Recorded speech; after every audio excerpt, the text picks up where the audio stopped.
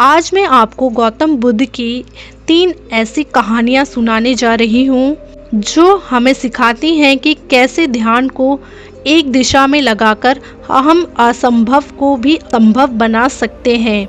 हर कहानी एक दीपक है जो आपके अंदर की भटकन को रोशनी दे सकती है। तो चलिए शुरू करते हैं और समझते हैं बुद्ध के दृष्टिकोण से ध्यान और सफलता का रहस्य। पहली कहानी शुरू करते हैं। बौद्ध भिक्षु एक पार्क में आराम कर रहे थे। वहां उन्होंने एक लड़के को देखा जो एक खाली पेज पर कठिन श्लोक लिखने की कोशिश कर रहा था, लेकिन गलतियों के कारण बार बार पेज फाड़ रहा था और हर बार नए पेज से शुरू कर रहा था। कुछ समय बाद लड़के का ध्यान बौद्ध भिक्षु पर गया तो लड़का तुरंत उनके पास गया और प्रणाम करके कहा, महात्मा, मैं पिछले 3 घंटे से इस श्लोक को सही से लिखने की कोशिश कर रहा हूँ, लेकिन हर बार कोई न कोई गलती हो जाती है जिससे मुझे शुरू से शुरुआत करनी पड़ती है। मुझे समझ नहीं आ रहा कि मैं क्यों नहीं लिख पा रहा। बौद्ध भिक्षु मुस्कुराए और बोले, बेटा, केवल फोकस की कमी के कारण ऐसा हो रहा है, क्योंकि एक साधारण इंसान अपनी ज़्यादातर ऊर्जा बेकार की बातों और आदतों में लगा देता है, इसलिए लगातार मन भटकता है। ध्यान से काम करने का मतलब है अपनी पूरी ऊर्जा एक जगह पर लगा देना, और जब बार बार तुम ऐसा करोगे तो मन इसके लिए तैयार हो जाएगा और फिर गलती नहीं दोहराएगा। लड़के ने पूछा, महात्मा, अगर मन बार बार भटक रहा हो तो मैं एक काम में ध्यान कैसे लगाऊं? बौद्ध भिक्षु ने पूछा, तुम लिखते समय जरूर किसी व्यक्ति या घटना के बारे में सोच रहे हो। लड़के ने कहा, हाँ महात्मा जी, आज छुट्टी के दिन सबको बाहर खेलने का समय मिलता है, लेकिन मुझे यहाँ काम पूरा करना है, शायद इसलिए मैं ठीक से फोकस नहीं कर पा रहा। बौद्ध भिक्षु ने कहा, ठीक है, अब इन सरल तरीकों को समझो, फिर तुम अपने काम को मन लगाकर कर सकोगे। लगातार गहरी सांस लो। बौद्ध भिक्षु ने कहा, जब भी तुम्हारा मन भटके तो 5 गहरी सांसें लो और अपना ध्यान काम और खेल दोनों से हटाकर अपनी सांसों पर लेकर आओ। जितना तुम अपनी सांसों को देखोगे उतना ही तुम्हारा मन शांत होने लगेगा। काम को महसूस करो। जब तुम लिख रहे हो तब सब कुछ बारीकी से महसूस करो, जैसे पेन तुम्हारे हाथ को छू रही है, और लिखते समय जो आवाज़ हो रही है उसे भी ध्यान से सुनो। जब तुम सभी चीज़ों पर बारीकी से गौर करोगे तो ध्यान भटकना कम हो जाएगा और तुम्हारा मन और शरीर केवल एक काम में लगा रहेगा। तुम्हारा ध्यान काम पर इतना केंद्रित हो जाएगा कि तुम्हें समय का पता भी नहीं चलेगा।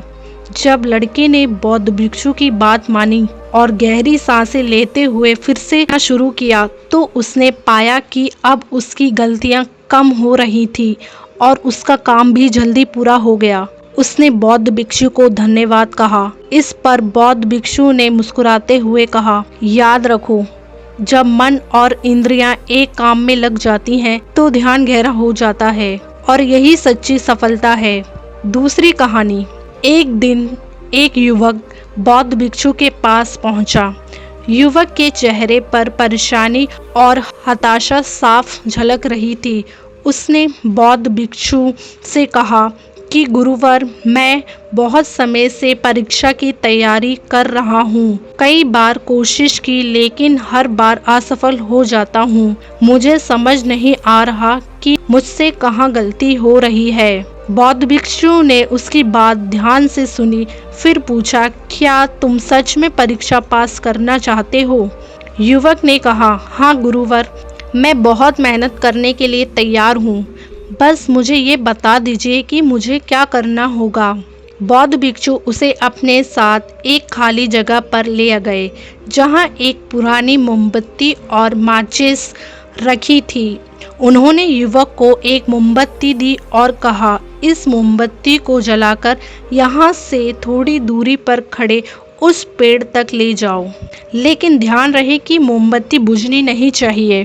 बौद्ध भिक्षु यह कहकर वहां से चले गए। युवक ने माचिस से मोमबत्ती जलाई और धीरे धीरे मोमबत्ती लेकर पेड़ की ओर बढ़ने लगा। रास्ते में हल्की सी हवा चली जिससे मोमबत्ती की लौ हिलने लगी। युवक ने उसे बचाने की पूरी कोशिश की, लेकिन मोमबत्ती बुझ गई। युवक वापस आया, मोमबत्ती फिर से जलाई और फिर से चल पड़ा। युवक ने ये प्रक्रिया कई बार दोहराई, लेकिन हर बार हवा का हल्का झोंका मोमबत्ती की लौ को बुझा देता।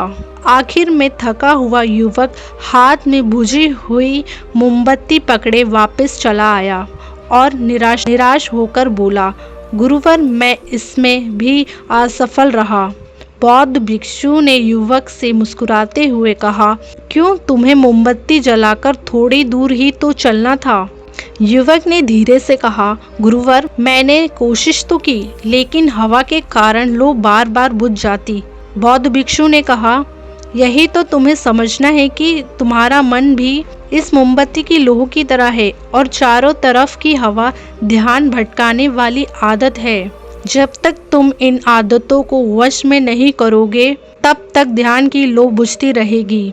ऐसे ही जब तक तुम अपने लक्ष्य पर पूरी तरह ध्यान केंद्रित नहीं होंगे, तब तक तुम अपनी मंजिल तक नहीं पहुंच पाओगे। इसलिए अब मन को एकाग्र करो और जो काम करो उसमें पूरी तरह डूब जाओ।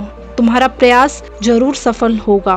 और याद रखो, सभी तरह के ज्ञान का मूल तत्व ध्यान है। इसलिए कुछ भी करने के लिए तुम्हें एक जगह ध्यान लगाना तो सीखना ही होगा। तुम जैसी आदत डालोगे वैसा ही मन होता जाएगा। इसलिए छोटे से छोटा काम भी ध्यान लगाकर करो। ऐसा करने से मन का स्वभाव बदल जाएगा, फिर तुम्हें सफलता जरूर मिलेगी। तीसरी कहानी। एक युवक ने बौद्ध भिक्षु से पूछा कि मन में आ रहे विचारों को कैसे छोड़ते हैं। बौद्ध भिक्षु ने युवक से कहा, बताऊंगा, लेकिन उससे पहले तुमको एक परीक्षा देनी होगी। फिर एक गिलास पानी को पूरा भरकर बौद्ध भिक्षु ने युवक के हाथ में पकड़ा दिया और कहा, पानी की एक बूंद गिराए बिना इसे पकड़कर खड़े रहो। युवक ने कहा, यह तो आसान है, और गिलास संभाल लिया। शुरू में सब ठीक था, लेकिन थोड़ी देर बाद उसके मन में संदेह उठने लगे। इससे क्या फर्क पड़ेगा? आखिर कितनी देर तक मुझे ऐसे पकड़ा रहना होगा? जैसे जैसे ये विचार आने लगे, उसका ध्यान भटकने लगा और गिलास से पानी झलकने लगा। अंत में बौद्ध भिक्षु ने कहा, बेटा, जब तक तुम्हारा मन शांत था तब तक पानी नहीं गिरा, लेकिन जैसे ही तुम्हारे मन में विचार आने लगे तो पानी बाहर गिरने लगा। उन्होंने आगे समझाया, जैसे गर्म लोहे पर हथौड़े की चोट उसे नया रूप देती है, वैसे ही तुम्हारे विचार व्यक्तित्व को और मन को आकार देते हैं। तुम्हारा मन भी गिलास में पानी की तरह है, जिसे आसानी से विचलित किया जा सकता है। अगर तुम पानी यानी मन को स्थिर रखना चाहते हो, तो पहले सभी विचारों को स्थिर करना सीखना होगा। अब तुम एक काम करो, इस गिलास को फिर से पकड़ो और अपना ध्यान अपनी सांसों पर ले आओ। अपनी सांस को पेट और सीने में आते जाते महसूस करो। हाथ में होने वाले दर्द और असहजता को जाने दो। मन में जो विचार आ रहे हैं उन्हें बहने दो। खुद को याद दिलाओ कि तुम विचार नहीं हो, बल्कि उन्हें दूर से देखने वाले इंसान हो। ऐसा याद रखने से विचार आकर चले जाएंगे, लेकिन मन को विचलित नहीं कर पाएंगे। थोड़ी देर तक युवक ने इस अभ्यास को जारी रखा और गिलास से एक भी बूंद गिराए बिना खड़ा रहा। बौद्ध भिक्षु ने कहा, इस तरह ध्यान से अभ्यास करते रहो। धीरे धीरे तुम्हारा मन शांत होने लगेगा और तब कोई भी कठिन काम करना तुम्हारे लिए स्वाभाविक हो जाएगा। इसके बाद वे युवक बौद्ध भिक्षु को धन्यवाद कहकर घर लौट गया। दोस्तों, उम्मीद है कि आपने आज इस वीडियो से ज़रूर कुछ ना कुछ सीखा होगा। तो इस वीडियो को लाइक और अपने दोस्तों के साथ शेयर करना ना भूलें। हमें ऐसे ही सपोर्ट करने के लिए चैनल को सब्सक्राइब और घंटी बटन को ज़रूर दबाएं। तो चलिए मिलते हैं एक और वीडियो में, तब तक के लिए अपना ख्याल रखें। धन्यवाद।